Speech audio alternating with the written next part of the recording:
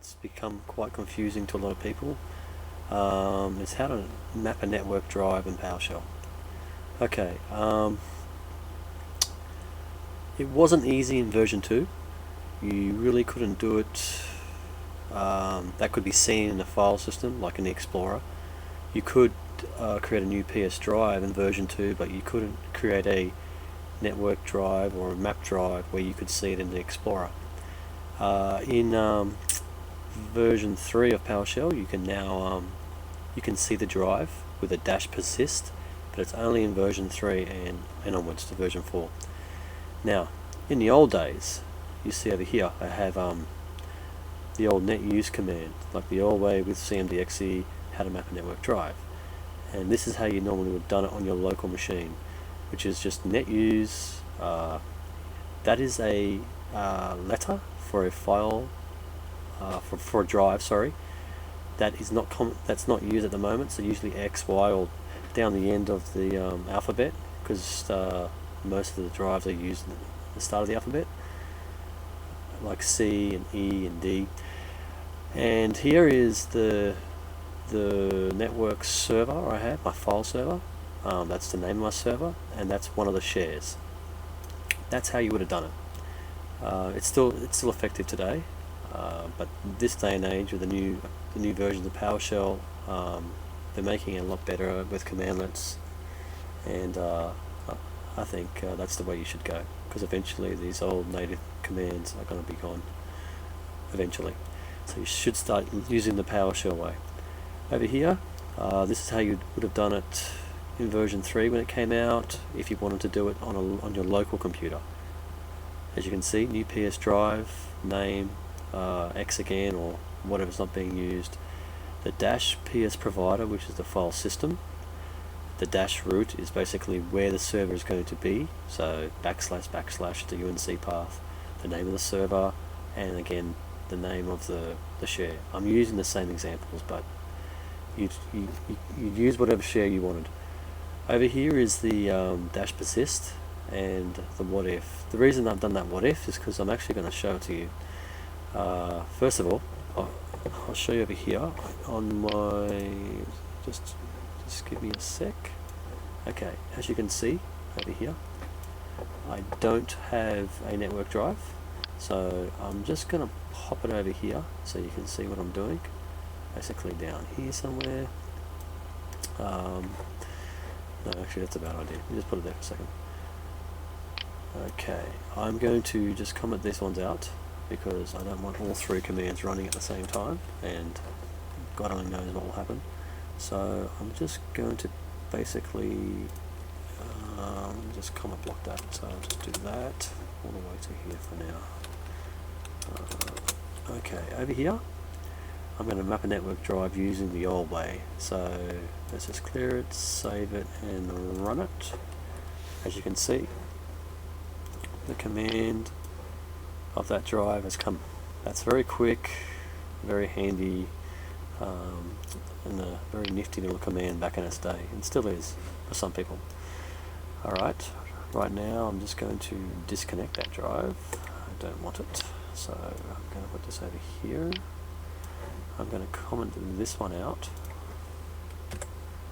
Sorry, I'm not doing comment that out. I'm going to comment this one in over here, and we're going to run this one and see what if would. This is what would have happened if I ran this command. In fact, if I did it now, first of all, let's run the what if. Okay, performing operation drive, it would have done it. Okay, let's take the what if away, see what happens. As you can see over here, it may need a restart to see this straight away. I'm not entirely sure. I know that sometimes you don't see an Explorer straight away until you restart the computer, and then it comes, then it's visible. So I'll just save that, get rid of this first. Sorry, I'm a bit tired and it's late. I don't know why I'm doing a video this late at night, but I suppose because it's nice and quiet in my household. Okay, yep, save and clear that and run it. Oh, there you go, it actually happened straight away. as you can see. There it is. Awesome. Now, on this last command, this last one down here that I've put, this one basically is to map a network drive on a remote computer. So it's no longer on your computer, it's on, this is just a little script I made up. It's probably not the most professional, but it does work and it's effective. Just using the trusty invoke command, which is a great command. It's very powerful, and as you can see here, I've got a variable for the drive name, the PS provider, the server, and a share. And what I'll basically do is prompt you as you run. I'll do it to the point where I've got a audio, so let's just run that command. So I'm going to just save it, clear it, and run this. Enter the remote computer that you want to map a drive to.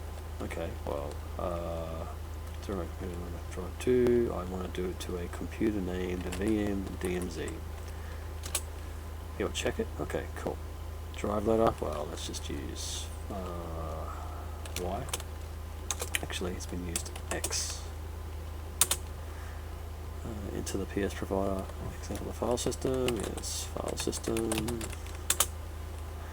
Into the server name, you want to map to, say the server is the server I have these file shares on. And name of the share, you'd like to do it all 2 tera, because I can't remember any of the names at the moment.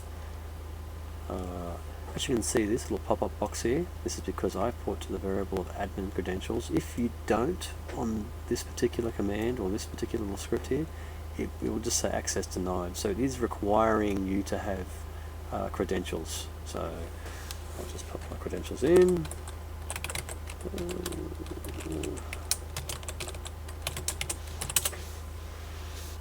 Okay, this is what would have happened. So it would have provided, it would have done the same thing I've just done with that script, this one here, pretty much. It would have just put a network drive, mapped the network drive to the same file share that I did in this local computer. Alright guys, that's all that I'm going to show you for now. It's just a very, very quick tutorial on network drives, a couple of ways of doing it. This is just my way. As you do PowerShell, you'll probably come up with your own ways of doing things. I hope it helped, and if you like it, let me know, comment, and I'll keep bringing some more out. Thanks very much. Cheers.